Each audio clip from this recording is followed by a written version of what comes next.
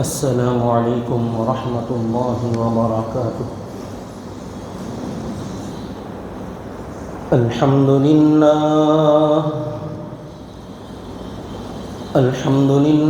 نحمده ونستعینه ونستغفره ونؤمن به ونتوکل علیہ ونعوذ باللہ من شرور انفسنا ومن سیئات اعمالنا من يهده الله فلا مضل له ومن يضلله فلا هادي له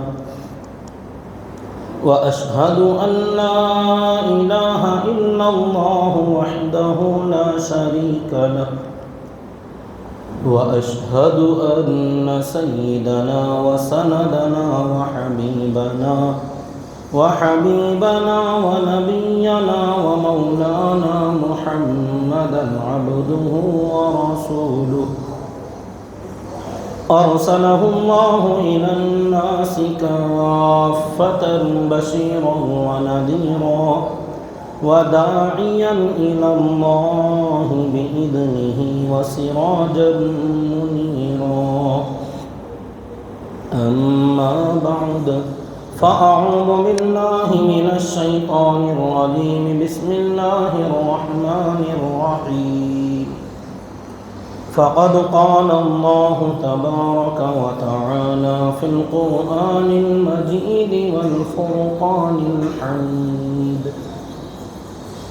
تلك الأيام نداولها بين الناس وليعلم الله الذين آمنوا ويتخذ منكم شهداء والله لا يحب الظالمين صدق الله العظيم وصدق رسوله النبي الكريم ونحن على ذلك لمن الشاهدين والشاكرين والحمد لله رب العالمين اللهم صل على محمد وعلى آل محمد كما صليت على إبراهيم وعلى آل إبراهيم إنك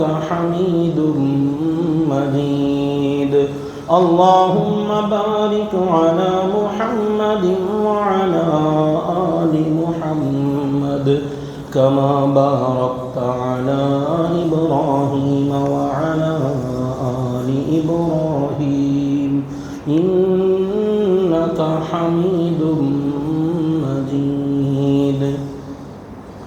محترم بزرگان اسلام و برادران ملت اور میرے معزز سامعین کرام،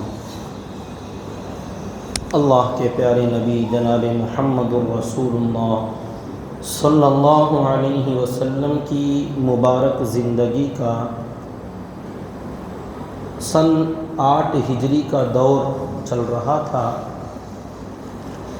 مدینہ منورہ جانے کے 8ویں سال میں جب قریش کے لوگوں نے صلح کو توڑ دیا، جو معاہدہ ہوا تھا اس معاہدے کی خلاف ورزی انہوں نے کی، تو پیارے نبی صلی اللہ علیہ وسلم ان وعدہ توڑنے والوں سے بدلہ لینے اور ان لوگوں کو صلح کے شرائط کی خلاف ورزی کرنے کے جرم میں سزا دینے کے لیے آپ بڑی ہی رازداری کے ساتھ کسی کو اطلاع تک نہیں ہونے دی، آپ نے تیاری کی، صحابہ کرام کو بھی تیاری کا حکم دیا اور مدینہ منورہ کے راستوں میں صحابہ کرام کو متعین کر دیا کہ کسی بھی اجنبی آدمی کو مدینہ منورہ سے باہر جانے نہ دیں، احتیاط کے پیش نظر۔ تو اتنی رازداری کے ساتھ آخر کار آپ نے تیاری جب مکمل کی تو آخر وقت میں اعلان فرما دیا کہ اب ہمارا ارادہ مکہ مکرمہ جانے کا ہے، کیونکہ اب اگر راز فاش بھی ہو جاتا، اگر اطلاع قریش کو پہنچ بھی جاتی تو زیادہ نقصان کا اندیشہ اور خطرہ نہیں تھا، کیونکہ گنے چنے 8-10 دن کے اندر وہ تیاری کتنی کر لیں گے۔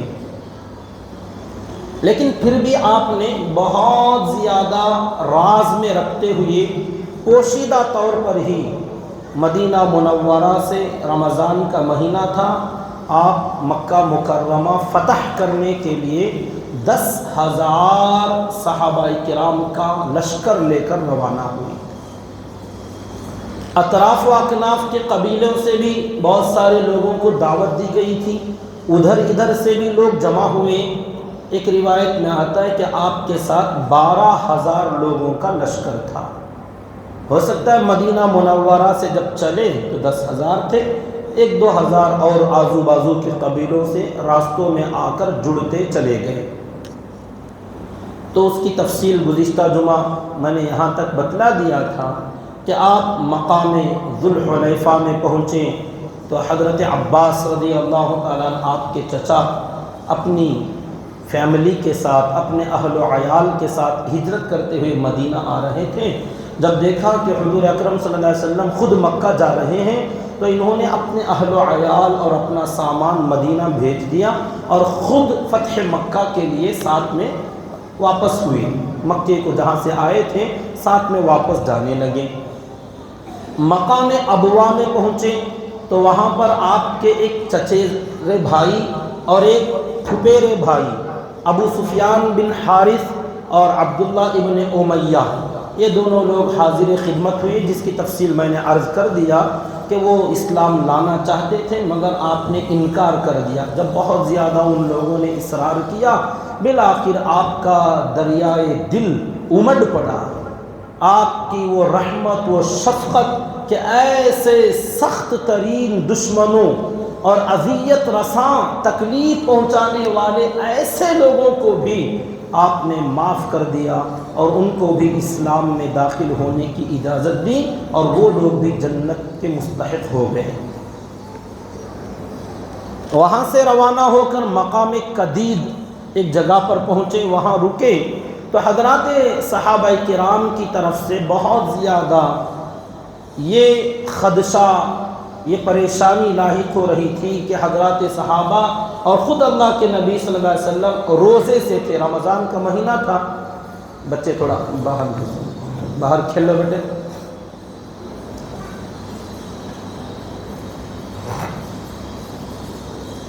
تو رمضان میں روزے کی حالت میں، گرمی کی شدت میں اور جنگی تیاری کے ساتھ، ہتھیاروں کے ساتھ اور نیزہ و کمان کے ساتھ اور لوہے کے آلات پہن کر، جیسے لوہے کی جاکٹ پہنی جاتی ہے، زرہ جسے کہتے ہیں، خود پہن کر، تو لوہے کے سامان پہن کر عرب کی تپش میں، وہاں کی گرمی میں، ریت میں سفر کرنا اور روزے کی حالت میں رہنا، یہ کتنا کٹھن کام ہو سکتا ہے۔ جو وہاں کی گرمی تھوڑی بہت برداشت کر کے آیا ہوگا پتہ چلے گا، اور وہ بھی جنگ کا سفر تھا، غزوے کا سفر تھا۔ تو اس لیے اللہ کے نبی صلی اللہ علیہ وسلم نے خود اعلان فرما دیا کہ اس کے بعد روزہ نہ رکھیں، بعد میں قضا کر لیں گے، کیونکہ یہ بہت ضروری اور اہم مسئلہ تھا، اور خود اللہ تعالیٰ نے بھی اجازت دی ہے وَإِن كُنتُمْ عَلَىٰ سَفَرٍ، کہ اگر تم سفر میں ہو تو پھر اس کے بعد تم دوسرے وقت میں روزوں کی قضا کر سکتے ہو، بیمار ہو، ایسی شدید بیماری، وہ تفصیل رمضان میں آئے گی کہ سخت مجبوریاں اگر ہوں روزہ رمضان میں چھوڑ سکتے ہیں مگر معاف نہیں ہوگا، اس کی قضا بعد میں جب بھی مسافر سفر سے واپس آئے گا، مقیم ہو جائے گا، ان روزوں کی قضا ضروری ہے۔ بیمار صحت مند ہو جائے گا تو رمضان کے بعد جب بھی صحت ملے، اسی طریقے سے عورتیں جو ناپاک ہوتی ہیں ایام حیض میں روزے چھوڑ دیں گی، مگر رمضان کے گزرنے کے بعد حالت پاکی میں ان روزوں کو قضا کرنا۔ کسی کے اوپر بھی روزہ معاف نہیں ہوتا، ایسے ہی نماز بھی کسی صورت میں معاف نہیں ہوتی، ان کی قضا ضروری ہے۔ تو آپ نے مقام قدید میں ایک دودھ کا پیالہ لیا، عصر کے بعد کا وقت تھا، افطار سے پہلے ہی تمام صحابہ کو دکھائی دے اس طریقے سے آپ اپنی اونٹنی پر سوار ہو کر آپ نے دودھ نوش فرمایا۔ صحابہ کرام نے عرض کیا کہ آپ کے بعض ساتھی ابھی بھی روزے سے ہیں، تو آپ نے فرمایا جو اس وقت میں روزہ رکھ رہا ہے اس کے اندر کوئی خیر نہیں ہے، وہ اچھا کام نہیں کر رہے بلکہ وہ گناہ کا کام کر رہے ہیں کہ اس سفر میں جب میں نے کہہ دیا کہ روزہ اب نہ رکھو، کیونکہ وقتی تقاضا ہے، وقت جب ایسا پڑ جائے کہ بھئی آگے کے حالات کبھی بھی اگر قریش کو پتہ چل جائے اور وہ لوگ باہر نکل کر آ جائیں اور حملہ کرنے لگیں تو دشمنوں سے مقابلے کے وقت میں آدمی روزے کی حالت میں رہے، بھوک اور پیاس میں رہے، نقاہت اور کمزوری رہے، اور ایسی صورت میں شہادت مل جائے کامیاب تو ہو جاؤ گے، لیکن اصل کامیابی تو یہ ہے کہ آدمی دین کا بول بالا کرے، اعلاء کلمت اللہ کرے۔ مکہ فتح ہونا ایک بہت بڑا ٹارگٹ ہے، اور اس کے ذریعے سے دین اسلام دور دور تک پہنچنے کے بہت زیادہ امیدیں ہیں اس کی۔ خود آپ فرمایا کرتے تھے کہ مکہ مکرمہ کا فتح ہونا، قریش کا ہمارے ماتحت آ جانا تمام عالم عرب کے لیے راستے کھول دے گا۔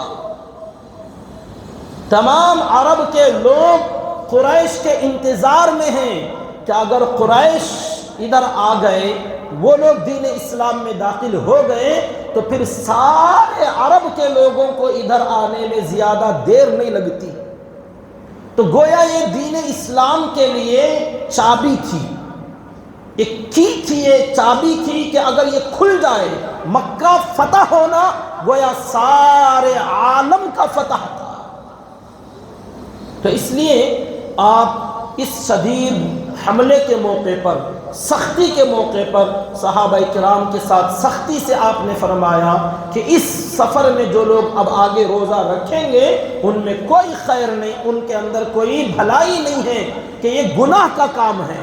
رمضان کا مہینہ تھا، سن 8 ہجری، مکہ مکرمہ فتح کرنے جا رہے ہیں، رمضان کے روزوں کو آپ نے حکم دے کر قضا کرایا۔ اسے کوئی آدمی بہانہ نہ بنائے، اپنی طرف سے کوئی فیصلہ نہ لے، شریعت کا کوئی ماہر آدمی اور طبیعتوں کا ماہر آدمی حالات کو دیکھ کر یہ بتائے گا کہ کون بندہ روزہ چھوڑ سکتا ہے اور کون نہیں چھوڑ سکتا۔ اور یہ بھی یاد رکھیں جو چھوڑے گا اس کے لیے معاف نہیں ہے، اسے بعد میں رکھنا ہی پڑے گا۔ کیا ہی اچھا ہے کہ جب رمضان کا ماحول چل رہا ہو تو اسی ماحول میں آدمی روزہ رکھ لیں، بڑی آسانی ہوتی ہے۔ گھروں کے اندر، محلے کے اندر، معاشرے کے اندر ہر جگہ روزہ دار ہی روزہ دار ہیں، سحری افطاری کا انتظام چل رہا ہے، گھر والوں کو بھی زیادہ دقت نہیں اور اپنے کو بھی زیادہ پریشانی نہیں ہوگی۔ اور اگر رمضان کے بعد کوئی بندہ قضا کرے گا، اکیلا روزہ دار ہوگا، گھر والوں کو بھی سحری افطاری کا انتظام کرنے میں تکلیف ہوگی اور ماحول بھی روزوں کا نہیں ملے گا۔ اور سب سے بڑی بات یہ کہ رمضان کی سعادتیں اور رمضان کی جو فضیلتیں ہیں ان فضیلتوں سے آدمی محروم ہو جائے گا۔ جو اس طریقے سے مجبوری میں ہی کیوں نہ ہو ایک روزہ بھی اگر چھوڑ دیتا ہے، خود اللہ کے نبی صلی اللہ علیہ وسلم نے فرمایا رمضان کے بعد پوری زندگی روزے رکھ لے، رمضان کے ایک روزے کا مقابلہ اور برابری نہیں ہو سکتی۔ تو یہی کتنی بڑی محرومی ہے۔ تو چھوڑنا مجبوری کے درجے میں، اپنا نقصان کرتے ہوئے چھوڑنا ہے۔ اللہ نے اجازت دی ہے کہ اگر ایسی مجبوری ہو تو رمضان کی سعادتوں سے محروم ہو کر بعد میں قضا کر سکتے ہو، لیکن جب کوئی دینی تقاضا ایسا آگے آ جائے کہ رمضان کی عبادت بھی ضروری اور اس وقت میں اس سے بڑی عبادت ہے کہ دین اسلام کا دفاع کرنا، دین اسلام کی حفاظت کرنا اور اس کا ڈیفنس کرنا، اور ایسے موقع پر مقابلے کی نوبت اگر آ رہی ہے تو اس وقت میں اس عبادت سے اس عبادت کی فضیلت زیادہ ہو جاتی ہے۔ لیکن وہ وقتی بات ہے، ٹیمپروری، کہ جب وہ بات ختم ہو گئی پھر رمضان کی جو فضیلت ہے وہ اپنی جگہ باقی رہے گی۔ جیسے کوئی علاج معالجے کی بات چل رہی ہو، ایک آدمی چھوٹا موٹا بیمار، بخار والا یا کوئی اور چھوٹی موٹی بیماریاں ہیں، علاج کرا رہا ہے، اسی دوران اللہ نہ کرے اس بندے کو ہارٹ اٹیک آ گیا، تو کیا بخار کا علاج، سردی کا علاج، نزلے کا علاج پہلے کیا جائے گا یا یہ ایمرجنسی جو آئی اس کی طرف زیادہ دھیان دیا جائے گا؟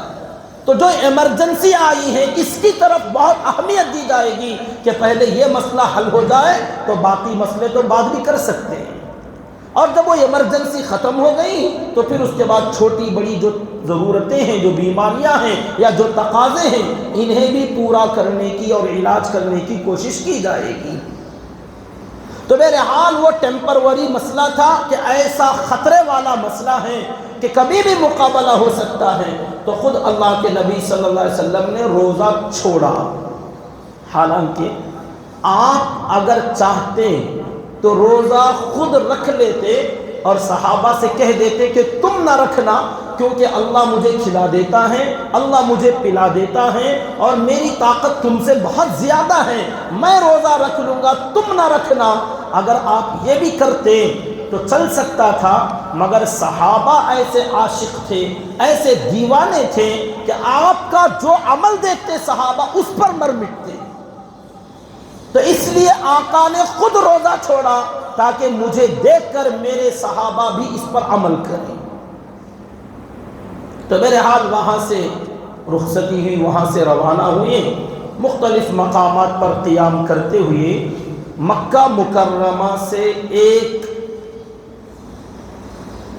ایک مقام آگے، جہاں سے اب نکلیں گے اگلا مقام تھا مکہ، مقام مر الزہران، یہاں پر آئے اور آپ نے یہاں قیام فرمایا، اور اب تک قریش کے لوگوں کو پتہ بھی نہیں تھا کہ ادھر کیا ہو رہا ہے۔ اتنی رازداری کے ساتھ، اتنے خفیہ طور پر آپ سفر کرتے ہوئے بڑے احتیاط سے، اتنے سارے مقام اور پڑاؤ ڈالتے ہوئے، ٹہرتے ہوئے آپ مکہ مکرمہ کے بالکل سر پر حاضر ہو گئے۔ اب اگلا دن مکے میں داخلے کا وقت تھا اور قریش بالکل بے خبر پڑے ہوئے تھے، وہ اسی فکر میں تھے کہ کہیں کوئی خبر مل جائے، کسی طریقے سے مدینے والوں کی کوئی بات پہنچ جائے، کوئی بات ان کو پہنچ نہیں رہی تھی۔ اب یہاں جو اللہ کے نبی صلی اللہ علیہ وسلم کے ساتھ حضرات صحابہ کرام تھے، سب آپ کے حکم کو سنے ہوئے تھے کہ بات نہ پہنچائی جائے، رازداری کے ساتھ سفر ہو۔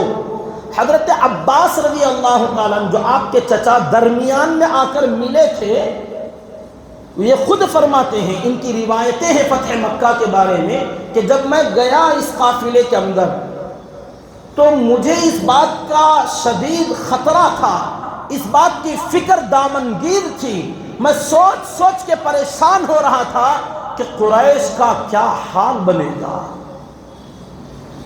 مکے کے لوگ جو کہ ہمارے قبیلے والے، رشتہ دار، خاندان کے لوگ ہیں، بہت سارے دوست احباب موجود ہیں، اگرچہ کہ بے ایمان ہیں، غیر مسلم ہیں، مگر ہیں تو اپنے دوست و احباب، عزیز و اقارب، ان بیچاروں کو کوئی بچنے کا راستہ تو ملنا چاہیے کہ کم از کم وہ لوگ سامنے آئیں اور معافی مانگ لیں، کلمہ پڑھ لیں، ایمان میں داخل ہو جائیں تو جان بخش جائے گی۔ بہت بڑی آفت جو ان لوگوں پر آنے والی ہے، اس کا شدید احساس شدت کے ساتھ حضرت عباس رضی اللہ تعالیٰ عنہ کو اس کا رنج تھا، اس کا غم تھا، اور چاہتے تھے، خود فرماتے ہیں، میں چاہتا تھا کہ کسی طریقے سے یہ بات قریش تک پہنچا دوں،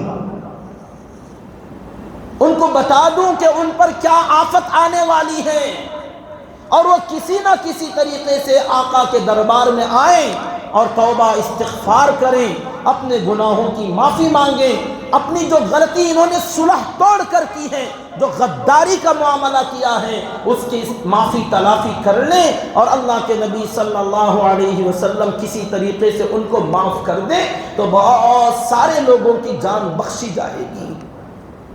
اور اگر ایسے ہی رازداری رہی، اچانک مکے پر داخل ہو گئے تو پتہ نہیں کتنے لوگ مارے جائیں گے۔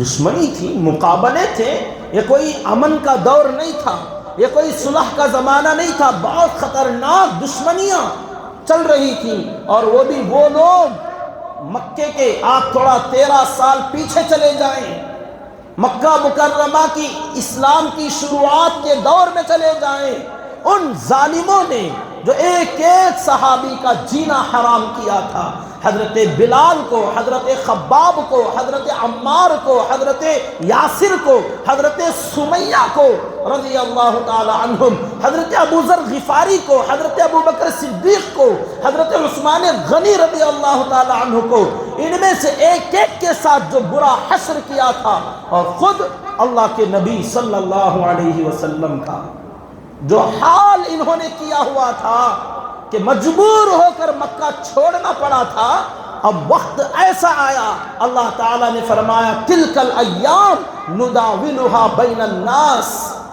یہ دن لوگوں کے درمیان ایسے ہی رہنے والے نہیں ہیں، یاد رکھنا۔ تمام دنیا کے حالات، ہر ملک کے حالات، اور کسی بھی جماعت کے حالات، اور کسی بھی فرد، ایک ایک آدمی کے حالات اس کی زندگی میں جو ہیں رہنے والے نہیں ہیں۔ ان حالات کو ہم بدلتے رہیں گے، یہ اللہ کا فرمان ہے۔ تلک الایام نداولها بین الناس، طاقتور ایک وقت آئے گا کمزور بنے گا، کمزور ایک وقت آئے گا طاقتور بنے گا، غریب ایک وقت مالدار بنے گا، اور مالدار ایک وقت میں غریب بنے گا، صحت مند بیمار پڑ جائے گا، بیمار تندرست ہو جائے گا، زندگی والا مر جائے گا، جو ابھی پیدا نہیں ہوا وہ دنیا میں آئے گا۔ حالات بدلتے رہیں گے، حکومتیں کسی کی باقی نہیں رہتی، تختے پلٹے جائیں گے، کرسیاں چھینی جائیں گی، ایک سے دوسرے کے ہاتھ میں جاتے رہیں گے۔ یہ کسی کے لیے ہمیشہ کے لیے دنیا کے اندر اللہ تعالیٰ نے حالات کو برابر نہیں رکھا ہے، یہ اللہ کا وعدہ ہے۔ ایمان والے ان باتوں پر یقین، بھروسہ، یقین کامل پیدا کرے کہ یہ جو ہے رہنے والا نہیں ہے۔ ہر بندہ اپنی زندگی پر بھی غور کر لے کہ فی الحال اگر کوئی خوشحال ہے، زیادہ اترانا مت کہ ہمیشہ ایسے ہی رہ جاؤں گا۔ اگر کوئی فی الحال ٹینشنوں میں چل رہا ہے، پریشان نہ ہونا کہ ہمیشہ ایسے ہی رہ جاؤں گا، اللہ حالات بہت جلد بدلنے والے ہیں، یہ اللہ کا وعدہ ہے۔ اور ہم نے آج تک ہماری زندگی میں بہت اتار چڑھاؤ دیکھے ہیں، اور آئندہ بھی دیکھیں گے۔ ہاں، حالات بالکل نہیں بدلیں گے، جیسے ہیں ویسے رہیں گے، وہ جنت میں ہوگا، وہ جنت میں ہوگا کہ حالات سب کے برابر۔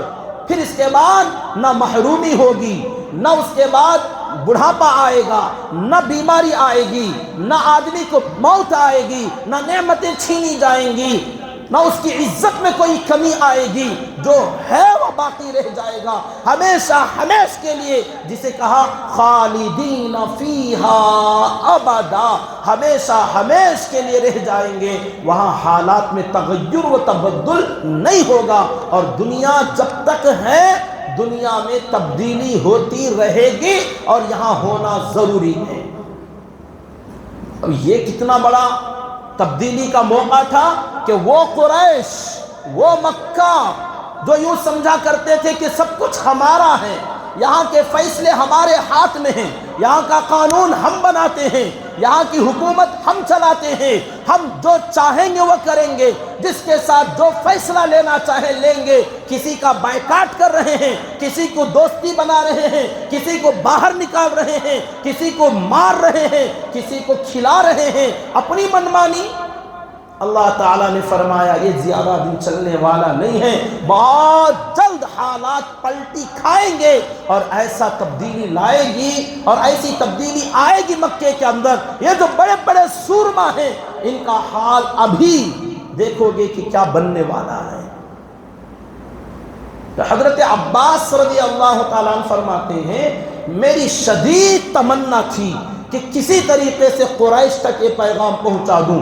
وہ فرماتے ہیں میں چاہتا تھا کہ کوئی دودھ بیچنے والا آدمی کوئی راستے سے جا رہا ہو, دودھ لے کر جا رہا ہو, کسی بیچنا تو نہیں, اپنے مالک کے پاس جو جنگلوں میں اونٹ چھوڑا کرتے تھے, خادم لوگ یہاں سے لے کر گھر پر پہنچا کر آتے تھے, ایسا کوئی دودھ والا مل جائے یا کوئی بکریاں چرانے والا مل جائے, کوئی مسافر مل جائے جو مکہ جا رہا ہو, تو اس سے میں کہلا بھیجوں کہ کچھ تو تیاری کرو اپنی بچنے کی, لڑائی کی نہیں بچاؤ کی تیاری کریں. لیکن کوئی بھی راستے میں نہیں ملا. مر الزہران جو مکہ مکرمہ سے بالکل قریب ایک جگہ ہے, شام کے وقت وہاں پہنچے. آپ نے فرمایا یہاں پڑاؤ ڈالو, سب اپنے اپنے خیمے گاڑو رات گزارنے کے لیے. سب نے اپنے ڈیرے خیمے گاڑ دیے. تو آپ صلی اللہ علیہ وسلم نے اس زمانے کے حالات کے اعتبار سے کہ جو فوجیں جہاں بھی لڑائی مقابلے کے لیے جاتی تھیں, جنگیں کرنے کے لیے, تو جہاں کہیں قیام کرتے رات کے وقت میں کھانا جب پکتا تو ایک ایک جماعت بانٹ دی جاتی, 100 افراد کی جماعت ہوتی تھی. 100 آدمی کا کھانا ایک جگہ پکا جائے گا اور وہاں کوئی بڑے بڑے بگونے دیگچے چڑھنے والے نہیں تھے. اتنے سارے سامان کون لے کے پھرے گا جنگوں کے اندر, بلکہ وہ تو سارے اونٹ جانور ذبح کرتے, گندگی نکال دیا اور سارا چولہے پر چڑھا دیا, بھون لیا اور اسی میں سے 100 افراد کھا کر فارغ ہو گئے. کھجور کھا لیا, پانی پی لیا, یہی کھانا ہوتا تھا. مستقل کوئی برتن پلیٹ دیگ وغیرہ لے کر جا رہے ہو, کھانا دیگ چڑھا رہے ہو, ایسا نہیں جیسے ہمارا زمانہ ہوتا ہے. لوگ ہر آدمی جو ہے جس زمانے میں جس علاقے میں ہوتا ہے وہ کوئی پرانے زمانے کی بات سنے تو اپنے حالات کے حساب سے فکر غور کرتا ہے, شاید ایسا ہوا ہوگا.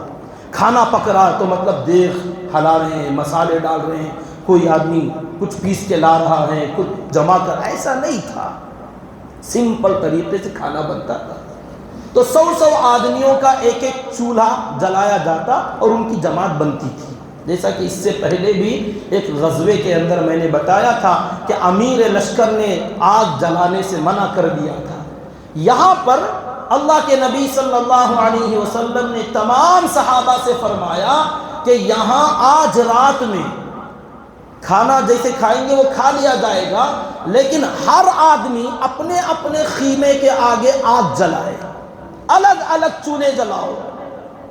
ہر ڈیرے کے آگے ایک چولہا جلے گیا اور وہاں پر آگ روشن کی جائے. اب 10,000 افراد یا 12,000 افراد, اتنے سارے لوگ اگر آگ جلائیں, اتنے ہزار چولہے, 10,000 جگہوں پر آگ جلی ہیں, ایک ایک آگ میں 100 آدمیوں کا کھانا پکتا ہے, تو تقریباً کتنے لاکھ افراد بن گئے. اندازہ لگایا جائے تو کہ اتنی بڑی جماعت 1,10,00,000 افراد تقریباً یہاں پر آئے ہوئے ہیں کہ 10,000 چولہے جلائے گئے, ایک ایک چولہے میں 100 لوگوں کا کھانا. دیکھنے والے اس سے حساب لگاتے تھے. اب یہ رات میں یہ اللہ کے نبی صلی اللہ علیہ وسلم کا فرمان تھا, صحابہ نے اپنے حساب سے آگ جلا کر سینکنا یا وہاں پر کھانا بنانا یا اجالا روشنی کے لیے ہی کیوں نہ ہو, حکم کے مطابق عمل کرنے لگے. رات میں پہرا دینے کی ذمہ داری تھی کہ سب لوگوں کی حفاظت, نگرانی, کہ کوئی نیا آدمی اندر نہ آئے, کوئی جاسوس نہ آ جائے, کوئی گڑبڑی نہ ہو جائے. یہ پہرا داری کا ذمہ داری اور اس کا انتظام حضرت عمر فاروق رضی اللہ تعالیٰ عنہ کے حوالے تھا کہ آج رات آپ نگرانی کریں گے. ان کے ساتھ کچھ لوگ تھے اور یہ نگرانی کرنے والوں کے امیر حضرت عمر فاروق رضی اللہ تعالیٰ عنہ جگہ جگہ جا رہے ہیں, تلاش کر رہے ہیں, کسی کو بات کر رہے ہیں, کیا سب حالات پر نگرانی نظر رکھ رہے ہیں کہ کہیں کوئی گڑبڑی نہ ہو جائے. حضرت عباس رضی اللہ تعالیٰ عنہ کہتے اس فتح مکہ کے واقعے میں زیادہ تر روایتیں ان کی ملتی ہیں۔ یہ فرماتے ہیں کہ یہاں سے میں سوچ رہا تھا کہ کیا کروں، قریش تک خود نہیں جا سکتا اور وہاں تک بات پہنچانا ضروری کہ کسی طریقے سے وہ بیچارے بچ جائے۔ اسی خیال میں رات کے اندھیرے میں کہتے ہیں میں اللہ کے نبی صلی اللہ علیہ وسلم کا خچر لے لیا اجازت مانگ کر کہ مجھے تھوڑا سفر کے لیے چاہیے، گھوم پھر کے کچھ ضرورت ہے، آپ نے اجازت دے دی۔ حضور کا خچر لے کر سوار ہوئے اور ادھر ادھر خود تلاش کرنے لگے، اس فکر میں کہ کوئی بندہ مل جائے تو میں یہ بات پہنچاؤں۔ اور یہ کوئی اللہ کے نبی صلی اللہ علیہ وسلم کے ساتھ عداوت، دشمنی یا راز فاش کرنے جیسی کوئی بات نہیں تھی، بلکہ وہ چاہتے تھے کہ وہ لوگ توبہ کریں، وہ لوگ قتل ہونے سے بچنے کی فکر کریں۔ تو تلاش کرتے کرتے ایک کنارے میں آخر میں مکہ مکرمہ کی طرف گئے اور دیکھنے لگے جھاڑیوں کی طرف، جنگلوں کی طرف، ٹیلوں کی طرف کہ بڑے بڑے ریت کے ٹیلے ہو تو اس کے پیچھے کوئی بندہ چھپا ہو، کسی کی آواز آ رہی ہو۔ تو بہت دیر تلاش کرنے کے بعد مکہ مکرمہ کے اندر قریش کی جو حالت تھی، وہ لوگ روز پریشان ہو رہے تھے، تو لوگوں نے آ کر ابو سفیان جو سردار تھا اس سے کہا کہ بھائی تو ہی کچھ کر سکتا ہے، تجھے ذمہ داری دی گئی تھی، تو نے ذمہ داری پوری نہیں کیا کہ صلح کر کے آئے یا لڑائی کا اعلان ہو، کچھ تو خبر لے کے آ، تو گول مول بات لے کر آ گیا تھا، اب پتہ نہیں ہے کہ مقابلہ ہونے والا ہے یا صلح باقی ہے، اس لیے کچھ تو کر۔ تو ابو سفیان اپنے کچھ دوستوں کے ساتھ جیسے بدیل بن ورقہ، حکیم ابن حزام جیسی بڑی بڑی شخصیتیں تھیں، ان کو ساتھ میں لے کر رات کے اندھیرے میں باہر جاتے اور جا کر دور دور تک کچھ تلاش کرتے، ہر رات تقریباً دیکھنے کی کوشش کرتے، کوئی جاسوس، کوئی مخبر، کوئی نیا آدمی ادھر سے آئے تو اس سے کچھ پوچھیں، لیکن بیچارے ہر دن ناکام لوٹتے تھے، کوئی خبر نہیں ملتی تھی۔ ابو سفیان جس وقت مدینے سے مکہ آئے تھے تو لوگوں نے ان سے پوچھا تھا کیا خبر لائے، تو ایسے ان کی بیوی جو ہندہ بنت عتبہ تھی وہ بڑی سخت عورت تھی۔ ہندہ نے پوچھا کہ ابو سفیان اتنے دن مدینے میں رہ کر آئے، کوئی خیر کی بات لائے تو تمہاری سرداری میں اضافہ ہوگا، بتاؤ تم نے کیا لایا ہے مدینے سے، کیا پیغام لائے۔ تو ابو سفیان نے جب وہ تمام حالات بتائے اور کہا میں نے ایسا اعلان کر دیا، تو کتابوں میں لکھا ہے کہ ہندہ نے ابو سفیان کے چھاتی پر لات مارا۔ اتنی سخت عورت تھی، آپ اندازہ لگائیے کہ ہندہ ابو سفیان کی بیوی کتنی سخت مزاج کی تھی کہ سینے پر مارا۔ آگے بھی بات آئے گی ان کے بارے میں۔ تو بار بار ان کو بھیجا جاتا تھا کہ کچھ تو خبر لاؤ۔ تو اس رات بھی ابو سفیان اپنے دو دوستوں بدیل بن ورقہ اور حکیم ابن حزام کے ساتھ باہر آئے تھے اور ایک ٹیلے کے پیچھے چھپ کر دیکھ رہے تھے کہ اتنی ساری جماعت آئی ہے اور اتنی جگہ آگ جلائی گئی، کتنے لوگ ہوں گے۔ حضرت عباس رضی اللہ تعالیٰ عنہ کہتے ہیں میں تلاش کرتے ہوئے جا رہا تھا تو ایک جگہ مجھے کسی کی آواز آئی، تو میں ایک دم غور سے سننے لگا کہ کون ہے، کیا آواز ہے۔ تو آواز کیا آ رہی تھی، ٹیلے کے پیچھے سے کوئی پوچھ رہا تھا کہ اتنی بڑی جماعت میں نے اس سے پہلے کبھی نہیں دیکھی، یہ کون لوگ ہوں گے جو اچانک یہاں تک آ گئے جن کی ہمیں خبر بھی نہیں۔ تو ایک دوسرے کی آواز آئی، حضرت عباس کہتے ہیں وہ آواز میں پہچان گیا، وہ ابو سفیان کی آواز تھی، رات کا اندھیرا تھا، گھپ اندھیرا، اس میں آواز سنائی دی، ابو سفیان کی آواز تھی جو کہہ رہا تھا کہ اتنی بڑی جماعت کس کی ہے اور اچانک آ گئے، کہاں سے آ گئے، کون لوگ ہوں گے۔ تو دوسری آواز بدیل بن ورقہ کی تھی، وہ جواب میں کہنے لگے ارے وہی بنو خزاعہ جن پر ہم نے حملہ کیا تھا، ان کے 20 لوگوں کو مار دیا تھا، تو بدلہ لینے کے لیے شاید وہ لوگ آ گئے ہیں، ان کو پتہ بھی نہیں تھا کہ کون آیا ہے۔ تو ابو سفیان نے کہا ارے بنو خزاعہ وہ تو رزین ہیں، قلیل ہیں، ان کے اندر اتنی ہمت نہیں، بزدل لوگ ہیں، اور اتنی بڑی جماعت بنو خزاعہ کے پاس کہاں ہے کہ یہاں اتنے چولہے جل رہے ہیں، کتنے افراد ہوں گے، بنو خزاعہ تو نہیں ہو سکتے۔ ابھی ڈسکس چل رہا ہے کون ہوں گے. تو حضرت عباس رضی اللہ تعالیٰ عنہ کہتے ہیں میں نے آواز پہچان لیا, فوراً پوچھا ابو حنظلہ. حضرت ابو سفیان کی کنیت تھی, ابو حنظلہ یہ تم ہو؟ تو ان کی آواز ابو سفیان نے سنی تو فوراً کہا ابو الفضل. حضرت عباس رضی اللہ تعالیٰ عنہ کی کنیت, لوگ لقب سے کنیت سے زیادہ پکارا کرتے تھے عرب میں, تو فوراً انہوں نے پوچھا ابو الفضل یہ تم ہو؟ کہا ہاں میں ہوں. تو دونوں قریب میں آئے تو ابو سفیان نے کہا یہ کیا ہے, کون ہیں, کہاں سے آئے ہیں؟ تو حضرت عباس نے کہا اللہ کا شکر ہے تو مل گیا, مجھے تیری بڑی فکر ہو رہی تھی. کیسے, کیا بات ہے؟ کہا میں مکہ سے مدینہ جا رہا تھا, راستے میں میرے بھتیجے مل گئے, یہ مدینے کا لشکر ہے. کہا مدینے کا اتنا بڑا لشکر؟ کہا ہاں اتنا بڑا لشکر آیا ہے. ابو سفیان تو لاکھ کوشش کر لے, میرے بھتیجے کا مقابلہ آج تم نہیں کر سکو گے, آج ناممکن ہے, بھول جانا.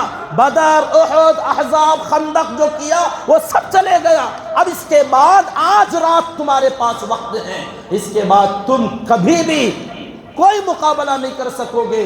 ہاں اپنی جان بچانا چاہو تو کچھ سوچ لو. ابو سفیان نے کہا ہائے رے قریش, قریش کا کیا ہوگا؟ حضرت عباس نے کہا رے بیوقوف, قریش کو چھوڑ, پہلے تیری فکر کر. تو یہاں تک آ گیا ہے, اگر کسی کی نظر پڑ گئی اب تیرا کام ختم. پہلے اپنی تو فکر کر, قریش کے لیے تو ابھی ایک دن کا ٹائم باقی ہے. تو ابو سفیان نے کہا ابو الفضل کچھ سمجھ میں نہیں آ رہا ہے, اچانک اتنی بڑی خبر, اتنا بڑا حادثہ ہم نے سوچا بھی نہیں تھا, ہو گیا, اب بتاؤ کیا کریں؟ ابو سفیان نے کہا ایک ہی راستہ ہے, وہ یہ کہ تو میرے ساتھ آ جا, سیدھا اللہ کے نبی کے پاس چلتے ہیں اور آپ کے قدموں میں گر کر معافی مانگ لینا, قریش کے لیے پناہ مانگنا, قریش کے لیے امان مانگنا. ہو سکتا ہے نبی معاف کر دیں, اور اگر معاف نہ کیا تو تمہیں قتل ہونے سے کوئی نہیں بچا سکتا, کیونکہ تم لوگوں نے جو دشمنیاں کی ہیں اس کا حساب تو چکانا پڑے گا. تو ان کے دونوں ساتھی, ایک روایت میں ہے کہ وہیں سے وہ مکہ واپس چلے گئے. ابو سفیان کو سردار, آج دیکھیے ان کا حال, بدر میں کیا حال تھا ان کا, احد میں کیا تمطراق تھا, اللہ کے نبی سے دو بدو مقابلہ کیا تھا, اور آ کر پوچھ رہے تھے کہ محمد زندہ ہے, ابو بکر زندہ ہے, عمر زندہ ہے. احد کے میدان میں پوچھا تھا, پھر آخر میں کہا ھذا بتلکا, کہ یہ احد کی جو جنگ ہے, بدر کا بدلہ ہوا, ہم نے برابر سرابر بدلہ لے لیا, اگلا سال بدر میں پھر مقابلہ ہوگا. یہ جو آوازیں تھیں, یہ جو ان کا سینہ چوڑا ہوا جاتا تھا, آج اسی ابو سفیان کا کیا حال تھا, وہ بچنے کی تدبیریں کرنے لگے. کہا ابو الفضل بتاؤ کیا کروں؟ کہا میرے ساتھ خچر پر بیٹھ جا, میں کوئی راستہ نکالتا ہوں. اب وہ انانیت, وہ قریش کا سردار ہونے کا گھمنڈ, سب چیزیں نکل گئیں. فوراً اللہ کے نبی صلی اللہ علیہ وسلم کے خچر پر سوار حضرت عباس رضی اللہ تعالیٰ عنہ خچر دوڑاتے ہوئے اللہ کے نبی صلی اللہ علیہ وسلم کے خیمے کی طرف دوڑے جلدی جلدی لے کے جا رہے ہیں, اور لوگوں کو خبر بھی نہ ہو, ڈاؤٹ نہ ہو, اس لیے تھوڑا سا دھیمی رفتار, کہ حد سے زیادہ تیز رفتاری سے جائیں لوگوں کو شک ہو جائے گا, لیکن جلدی اتنی تھی کہ کسی طریقے سے وہاں پہنچ جائیں اور درمیان میں کوئی رکاوٹ نہ آئے ابو سفیان کے لیے. بڑا عجیب حال تھا. کہتے میں لے کے, اندھیرا کا وقت تھا, مجمع میں جانے لگا, جگہ جگہ آگ کا اجالا, روشنی پڑ رہی تھی. تو سب سے پہلے خچر کا منہ نظر آتا, چہرہ نظر آتا, تو وہاں بیٹھے ہوئے لوگ دیکھتے کہ اللہ کے نبی صلی اللہ علیہ وسلم کا خچر ہے, چہرہ پہچانتے تھے جانور کا کہ نبی کا خچر. تو فوراً لوگ پوچھتے یہ نبی کے خچر پر کون سوار ہے؟ کوئی سوال کرتا تو بازو والے کہتے, کوئی آدمی جاننے والا, ارے یہ اللہ کے نبی کے چچا عباس ہیں. اچھا عباس, خاموش ہو جاتے. ایک جگہ نکلے, دو جگہ نکلے, تین جگہ نکلے, جا رہے بہت سارے آگ کے, جگہ جگہ پر روشن ہے الاؤ. تو لوگ پوچھتے, آپس میں جواب دے لیتے کہ نبی کے چچا جا رہے ہیں, نبی کے چچا جا رہے ہیں. حضرت عباس رضی اللہ تعالیٰ دل تھام کر کہ کہیں کسی کی نظر پیچھے والے پر نہ پڑ جائے، جلدی جلدی آگے بڑھ رہے ہیں۔ درمیان میں بڑا خطرناک پہلو آیا۔ پہرا دینے والے جو ذمہ دار تھے حضرت عمر فاروق رضی اللہ تعالیٰ ایک جگہ آگ کے پاس بیٹھے ہوئے تھے۔ جیسے ہی نظر پڑی دیکھا خچر نبی کا تو فوراً نگاہ دوڑائی، عباس پیچھے کون ہے؟ خطرے کی الارم بج پڑی۔ عمر جو مدینے میں پہلے ہی کہہ گئے تھے کہ میں تم لوگوں سے اکیلا بھی اگر بن پڑا لکڑی سے تمہارا مقابلہ کرنے کے لیے تیار ہوں، اسی ابو سفیان کو ڈانٹ کر بھیجا تھا۔ حضرت عباس پر نظر پڑی، فوراً پوچھا کون؟ کہا ہے کوئی، نکل کے آگے جانے لگے، اٹھ کر آئے، آگ لے کر آیا، دیکھا ابو سفیان، کہا اللہ تیرا شکر ہے یہ دشمن آج سستے میں مل گیا۔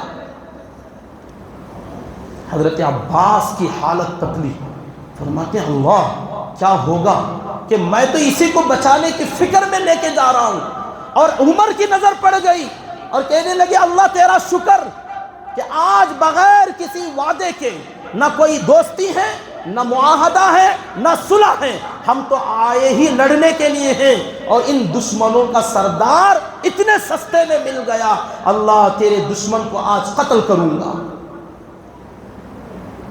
مگر اجازت لینا تھا اللہ کے نبی صلی اللہ علیہ وسلم سے، کیونکہ آقا نے ابھی حکم نہیں دیا تھا کہ کسی کو بھی مار دیا جائے۔ حکم کے بغیر یہ تھے عاشقان رسول، یہ تھے محب رسول، اللہ کے نبی صلی اللہ علیہ وسلم سے سچی محبت کرنے والے، کہ ہمارا کوئی بھی قدم نبی کی اجازت کے بغیر نہیں اٹھے گا۔ لاکھ ہماری خواہش کے باوجود ہماری کوئی منمانی نہیں ہوگی، جب تک نبی کا اشارہ نہ ہو ہم قدم نہیں اٹھائیں گے۔ ایسے عاشق رسول نہیں جو آج اپنے نبی کے عشق اور محبت میں کفار اور مشرکین کو بھی دو قدم پیچھے چھوڑ کے نکلتے ہیں۔ وہ عشق نہیں تھا، وہ دکھلاوے والا، وہ ڈھونگ والا، کہ دینداری کا لبادہ اوڑھ کر بے دینوں کو بھی آگے، ان سے بھی آگے نکل جائیں، اور وہ طریقہ اپنایا جائے کہ دشمنوں کو مرعوب کر دیں گے، دشمن ڈر جائیں گے، ہمارا چیخنا، ہمارا چلانا، ہمارے سٹپ ڈالنا اور ہمارا اودھم مچانا اور ہمارے نعرے بازیاں، ان نعرے بازیوں سے دشمنان اسلام کے حوصلے پست ہو جائیں گے اور دشمن ڈر کر چھپ کر گھروں میں بیٹھ جائیں گے۔ یہ جو تمہارے خرگوش کے خیالات ہیں، یہ جو خواب ہیں تم دیکھ رہے ہو، یہ اللہ کے نبی صلی اللہ علیہ وسلم نے صحابہ کو بتایا تھا کہ اس میں کوئی کامیابی نہیں ہے۔ اپنی منمانی، اپنی مرضی سے اگر تم چلو گے، اللہ کی مدد، اللہ کی نصرت اور اللہ کی فتح تمہارے مقدر میں آنے والی نہیں ہے۔ اس کے لیے ضروری ہے کہ ہر کام وہ کیا جائے جو نبی کا اشارہ ہو، نبی کا حکم ہو، اپنی خوشی میں، اپنی غمی میں، اپنے جذبات میں۔ لاکھ تمہارا دل چاہ رہا ہو کوئی کام کرنے کو، ادھر سے جب تک اجازت نہ ملے ہم اپنی مرضی کو دبائیں گے، اپنے جذبات کو دبائیں گے۔ روب سنت کے خلاف چلنے کا خدا کی قسم نہ کبھی پڑا ہے نہ کبھی پڑے گا۔ اگر دشمن مرعوب ہوتا ہے نبی کی سنت سے، نبی کی ادا سے، نبی کے طریقوں سے، نبی کے احکامات سے، اور نبی نے جو ڈسپلن دیا، جو طریقہ دیا، جو سنتیں دی، اس طریقے پر چل کے دکھاؤ، اور دنیا تمہاری قدموں میں جھک نہ جائے تو پوچھنا۔ اور تم جب تک کفار و مشرکین کے شانہ بشانہ چلو گے، ان کے دیے ہوئے طور طریقوں کو لوگے، ان کا روب ڈالنے کا طریقہ ناچنا، سیٹیاں بجانا، ڈی جے بجانا، اودھم مچانا، نعرے لگانا، اس سے وہ ہمیں مرعوب کرنا چاہتے ہیں، اور ہم انہیں ایسا مرعوب نہ کبھی کیے، ہسٹری اٹھا کر دیکھ لو، نہ کبھی کر سکتے ہیں۔ یہ تمہارا خیال بیکار ہے، تمہارے ان شور شرابوں سے گلی کا کتا بھی نہیں ڈرتا، یاد رکھنا۔ تمہارا دشمن کیا ڈرے گا، کوئی گلی کا جانور تک تم لوگوں کے سامنے کوئی ریسپیکٹ نہیں دیتا۔ یہ تمہاری غلط خیالی ہے۔ شیخ چلی کے پلاؤ تم پکا رہے ہو، کہ ہم میلاد میں یوں ڈی جے بجائیں گے، یوں قوالیاں بجائیں گے، یوں ڈانس کریں گے، اور دشمن دب کر اپنے گھروں میں چھپ جائے گا، یہ کبھی قیامت کی صبح تک ہونے والا نہیں ہے۔ ہوگا وہی طریقہ جو نبی نے اپنایا تھا، ہر جگہ پر امت بن کر چلا جائے، قوم بن کر نہیں۔ وہ قومیں کرتی ہیں، امت یہ الگ بہت بڑا ٹاپک ہے کہ قوم کسے کہتے ہیں، امت کسے کہتے ہیں۔ امت انصاف کرنے کا نام ہے، چاہے اپنوں کے ساتھ چاہے غیروں کے ساتھ۔ جب تک انصاف کرتے رہیں امت امت بن کر رہے گی، اور جب انصاف کا دامن چھوڑو گے تو امت قوم بن جائے گی، اور قوموں کے لیے تو عذاب آتے ہیں، امت کے لیے اللہ کی مدد آتی ہے۔ وَكَذَلِكَ جَعَلْنَاكُمْ أُمَّةً وَسَطًا، اللہ کا فرمان تھا کہ ہم نے پہلی والی قوموں کو قومیں بنایا تھا، مگر اس امت کو ہم نے امت بنایا۔ امت بنا یہی ہے کہ ہر ایک کے ساتھ انصاف کیا جائے، کہ اگر اپنا کوئی آدمی ناحق پر ہے، کافر دشمن اسلام اور غیر مسلم حق پر ہے، ایک امتی ہونے کا فریضہ ہوگا کہ نان مسلم کو، غیر مسلم کو سپورٹ کیا جائے، نہ کہ قوم پناہ دکھا کر، قومیت کا جذبہ دکھا کر مسلمان ہیں چلو بھی حق ہو یا نہ حق ہم ادھر کی طرفداری کریں گے۔ اللہ کی مددیں رک جائیں گی کہ تم نے قومیت کو اپنایا، امت پنے کو نہیں اپنایا۔ ان واقعات کو اٹھا کر دیکھیں، میدان جنگ ہو، عدل و انصاف ہو، معاملات ہو، لین دین ہو، بزنس ہو، وراثت ہو، ہر جگہ پر اللہ کے نبی نے اور حضرات صحابہ نے انصاف کر کے بتایا، چاہے اس کے اندر صحابہ کا نقصان کیوں نہ ہوتا ہو۔ منافقوں کے حق میں فیصلہ، یہودیوں کے حق میں فیصلہ، عیسائیوں کے حق میں فیصلہ، حضرت علی جیسی شخصیت ایک طرف اور ان کے مقابلے میں یہودی، اور قاضی وقت فیصلہ سناتے ہیں یہودی کی طرف، اور علی ہو کر، امیر المؤمنین ہو کر جھوٹ نہیں بول سکتے، مقدمے میں کھڑے ہیں، دلیلیں کمزور اور فیصلہ دلیل کی بنیاد پر ہوتا ہے۔ اس مقدمے میں آپ کی دلیل کمزور، یہودی کی دلیل مضبوط، فیصلہ ادھر۔ یہ ہے امت۔ ایسا نہیں کہ صحابی ہیں، ولی ہیں، مسلمان ہیں، میرا بھائی ہیں، میرا بیٹا ہے، حق ہو یا نہ حق، لڑائی ہوئی، جھگڑا ہوا، فون کر دیا، آگے بڑے بڑے بہادر، نہ آؤ دیکھا نہ تاؤ، نہ پوچھا کہ کیا ہوا تھا، کیسے ہوا تھا، کس کی غلطی، بس جماعتیں بنتی ہیں اور مار دھاڑ مقابلے ہو رہے ہیں۔ یہ قوم میں امت بٹتی جا رہی ہے، جب تک تمہاری یہ حالت رہے گی کتوں سے بدتر تمہاری حالت ہوتی رہے گی، یاد رکھنا۔ میں اپنی بات نہیں کر رہا ہوں، خدا کی قسم یہ اللہ کا فیصلہ ہے، ہم نے تمہیں امت بنایا، امت بنو، اللہ کی مدد فوراً آئے گی۔ قوم بنو گے پٹو گے، اور زیادہ ذلیل ہوگے، اور زیادہ برباد ہوگے۔ امت نے امت پنے کو چھوڑا، حکومتیں چلی گئیں، عزتیں چلی گئیں۔ طرفداریاں کبھی نہ کرو، اپنوں کی بھی طرفداری نہ کرو۔ ہاں ہم طرفداری انصاف کی کریں گے، قسط کی کریں گے، کہ وزن بالقسط جو اللہ کا حکم تھا کہ انصاف کے ساتھ بات کیا کرو۔ میاں بیوی کے جھگڑے میں جو انصاف ہو، انصاف کی بات، اپنا یا پرایا، بیٹا یا بیٹی، بہو یا بیٹا، کوئی فرق نہیں ہوگا، جو بات حق کی ہوگی حق کی کریں گے۔ یہ نبی کی تعلیم ہے۔ افسوس ہے، افسوس ہے آج امت مسلمہ دشمنان اسلام کے دلوں میں رعب ڈالنے کے لیے نبی کی تعلیمات کو چھوڑ کر جا رہی ہے، اور سمجھ رہے ہیں کہ ہم نے بہت بڑا تیر مارا، بہت بڑا ہم نے لڑکا کے چھوڑ دیا۔ آپ نے کچھ نہیں کیا، بلکہ مزید اپنے پیروں پر کلہاڑی مارا۔ بہرحال بات دوسری طرف چلی جائے گی۔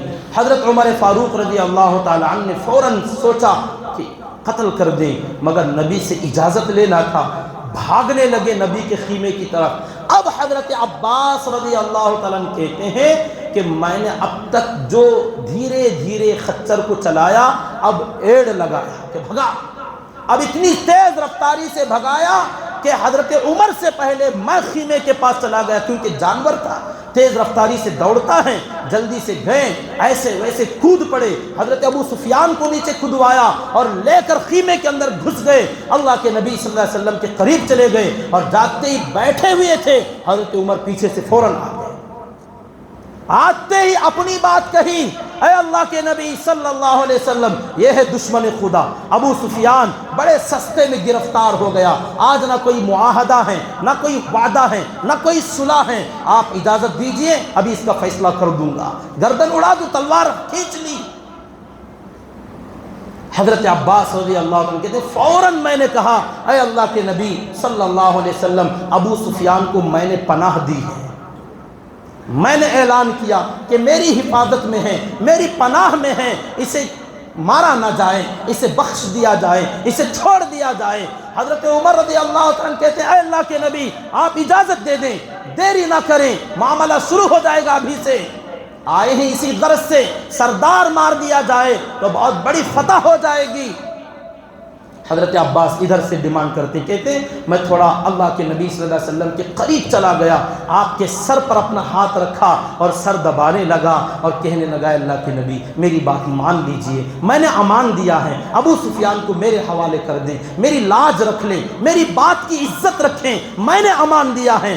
آپ ایک دم خاموش، ابھی بات سنی رہے ادھر کی ادھر۔ حضرت عمر بار بار کہتے ہیں اللہ کے نبی اجازت، فوراً کام کر دیا جائے۔ اب حضرت عباس رضی اللہ عنہ نے دیکھا کہ اسی گہما گہمی میں، اسی میں تو کی بات میں کہیں نبی کی زبان سے ایک چھوٹا سا جملہ نہ نکل جائے کہ ہاں بات ختم ہو جائے گی، تو فوراً حضرت عباس کہتے ہیں میں عمر کی طرف مڑا اور ایسی بات کہہ دی، موقع کی نزاکت تھی، میں معاملے کو ڈائیورٹ کرنا چاہتا تھا، موڑنا چاہتا تھا کہ نبی بھی تھوڑا ادھر آ جائیں، وہ فیصلہ جلدی میں آپ نہ لیں۔ حضرت عمر سے کہا عمر تھوڑا چپ تو رہو جی، یہ کیا جلدی کر رہے ہو، مار دوں، یہ ہمارے قبیلے کا بنو عبد مناف کا ہے، ہمارے خاندان کا آدمی ہے، اس لیے تم ایسی جلدی کر رہے ہو، اگر تمہارے خاندان کا کوئی آدمی ہوتا تو تم یہ بات ہرگز نہ کرتے۔ اب یہ میرا تیرا خاندان کی بات آ گئی، یہ معاملے کو موڑنا چاہتے تھے، ڈائیورٹ کرنا چاہتے تھے کہ ادھر بات مڑ جائیں تاکہ فیصلہ ڈیلے ہو، تھوڑا تاخیر ہو، اور نبی اکرم صلی اللہ علیہ وسلم تھوڑا سوچ بچار کے بعد آرام سے فیصلہ سنائیں، کہیں جلدی میں ہاں نہ کہہ دیں۔ تو یہ جملہ حضرت عمر سے کہہ دیا کہ یہ میرے بنو عبد مناف کا آدمی ہے، اس لیے تم جلدی مچا رہے ہو، تمہارے خاندان کا کوئی آدمی ہوتا تو تم ہرگز ایسا نہ کرتے۔ حضرت عمر فاروق رضی اللہ عنہ نے بڑا عجیب جواب دیا، کہا عباس آپ یہ جملہ نہ کہیں، خدا کی قسم میرا باپ خطاب مسلمان تو نہیں ہوا، کفر کی حالت میں دنیا سے چلا گیا، جہنم رسید ہو گیا، اگر میرا باپ خطاب اسلام لاتا، وہ مسلمان ہوتا، اپنے باپ کا مسلمان ہونا ہر بچے کے لیے خوشی کی بات ہوتی ہے۔ کہنے لگے میرے باپ کا اسلام میں آنا مجھے اتنی خوشی نہ دیتا جتنی خوشی آپ کے مسلمان ہونے سے ہوئی ہے، اور کیوں جانتے ہو، میرا باپ مسلمان ہوتا تو خوشی عمر کو ہوتی، عباس تم مسلمان ہوئے، خوشی میرے نبی کو ہوئی، خوشی میرے نبی کو ہوئی، تو میری خوشی سے بڑھ کر میرے نبی کی خوشی مجھے زیادہ ہے، میرا باپ مسلمان ہونے سے زیادہ خوشی تمہارے اسلام لانے میں ہے۔ تو نبی کے خاندان کا کوئی آدمی مسلمان ہو جائے، اس سے بڑی خوشی اور کیا ہوگی، یہ بات نہ کرنا آپ۔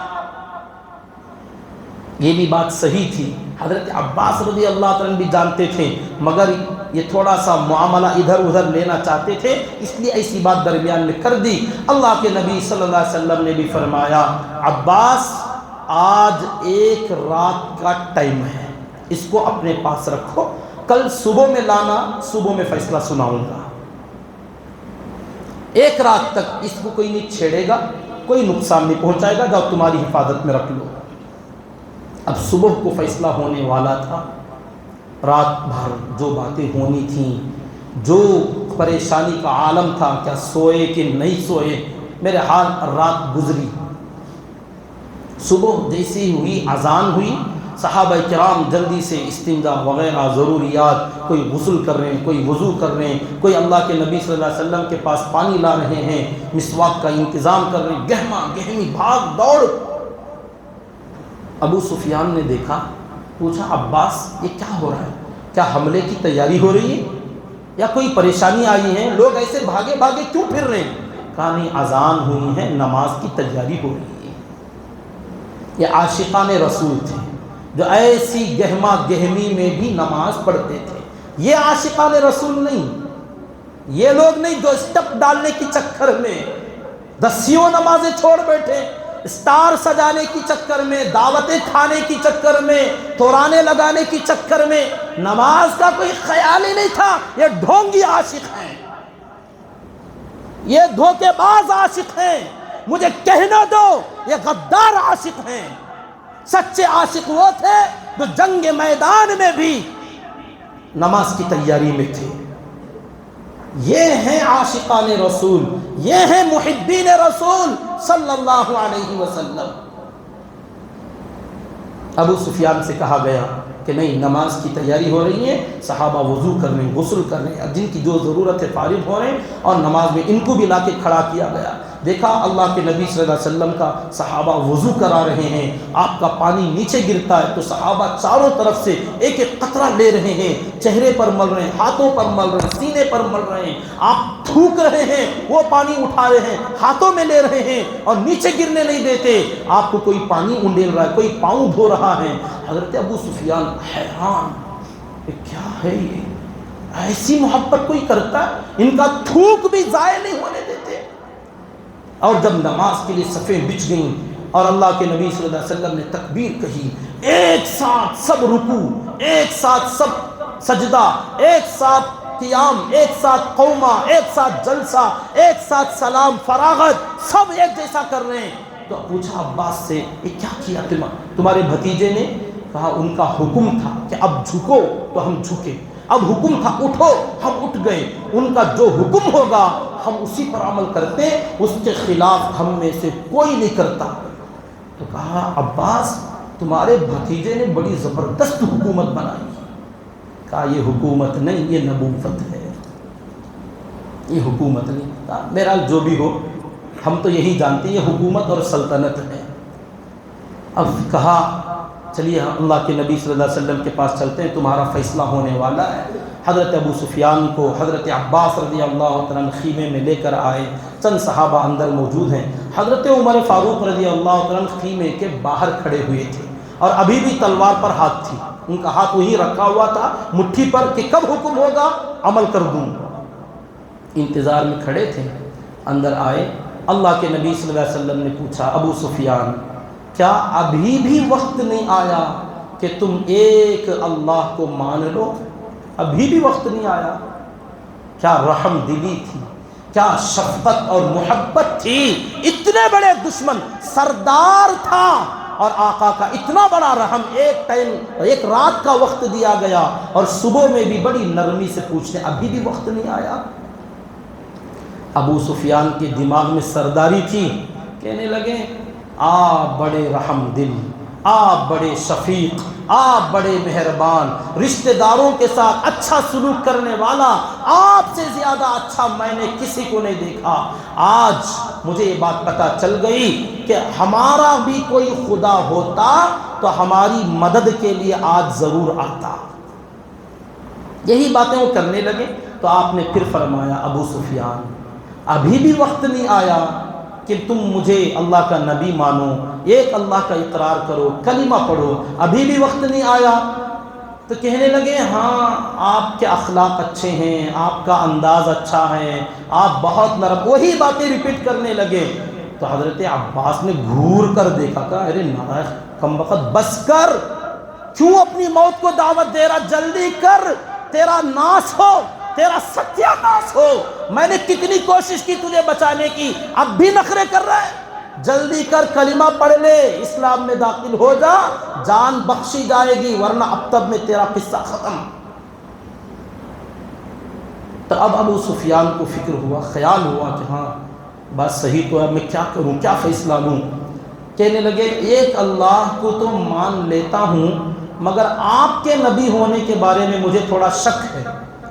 عباس نے کہا کم بخت کہیں گا، نخرے مت کر، آگے چل، آگے کی بات بول، لا الہ الا اللہ ہوا ہے، محمد الرسول اللہ مان جا۔ ان کو اپنا آقا مان. یہ سردار تھا, سرداری کیسے چھوڑے, یہی تو پریشانی تھی. کہا اب اس سے زیادہ میں تیرا ساتھ نہیں دے سکتا. تو ابو سفیان نے کہا ٹھیک ہے, آپ کو نبی بھی مان لوں, مگر کیا کروں, گھر میں میرا بت ہے, عزا رکھا ہوا ہے, اس کا کیا کروں. حضرت عمر رضی اللہ تعالیٰ باہر کھڑے تھے, گھر کو جا اس پر حق دے, اس پر پاخانہ کر دے تیرے عزا پر.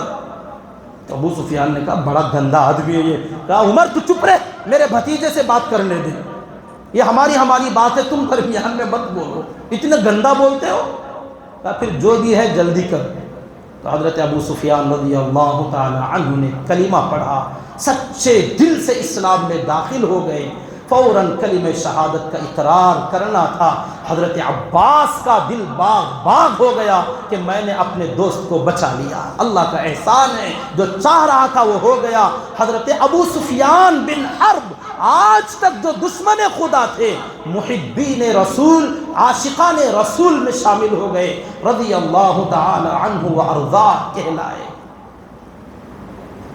حضرت عباس نے کہا رضی اللہ تعالی عنہ, اے اللہ کے نبی, ابو سفیان تھوڑا بڑا آدمی ہے, سرداری ابھی اس کے دماغ سے گئی نہیں ہے, ابھی مسلمان تو ہو چکے ہیں, مکے میں جائیں گے تو ان کے لیے کچھ خصوصی آپ تحفہ دیجئے, اعزاز دیجئے, سردار کے ساتھ سرداری جیسا کوئی برتاؤ ہونا چاہیے. تو آپ نے فرمایا ٹھیک ہے ابو سفیان, جاؤ اور مکے میں اعلان کر دو کہ جو بھی آدمی تمہارے گھر کے اندر آ جائے گا ان سب کو ہم نے بخش دیا.